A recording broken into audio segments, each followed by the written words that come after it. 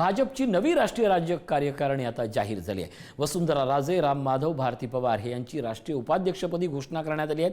तर विनोद तावडे पुन्हा राष्ट्रीय सरचिटणीस बनले आहेत। BL संतोष राष्ट्रीय संघटन महामंत्री झाले आहेत। तर महाराष्ट्रातून पीयूष गोयल, विनोद तावडे, भारती पवार आणि शिवप्रकाश केंद्रीय कार्यकारिणीत असणार आहेत। पीयूष गोयल यांची राष्ट्रीय कोषाध्यक्षपदी नियुक्ती करण्यात आली आहे। तर स्मृती इराणी या भाजपच्या राष्ट्रीय सरचिटणीसपदी नियुक्ती झाली आहे। भाजपच्या राष्ट्रीय कार्यकारिणीत तब्बल 13 उपाध्यक्ष असणार आहेत। तर राष्ट्रीय कार्यकारिणीत 10 महिलांचाही समावेश करण्यात आला आहे।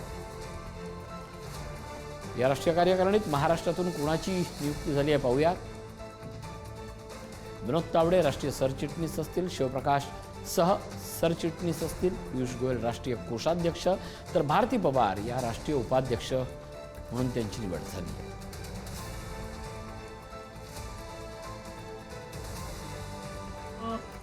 उपाध्यक्ष म्हणून डॉक्टर भारतीताई पवार असतील, महामंत्री म्हणून विनोदजी तावडे असतील, किंवा कोषाध्यक्ष म्हणून पीयूषजी गोयल असतील, असे सगळे चांगले नेते हे या टीममध्ये आलेले आहेत। त्यामुळे मी महाराष्ट्रातनं जी लोक या राष्ट्रीय टीममध्ये आले त्यांना तर शुभेच्छा देतोच, पण एकूणच संपूर्ण नॅशनल टीमला मनापासून शुभेच्छा देतो।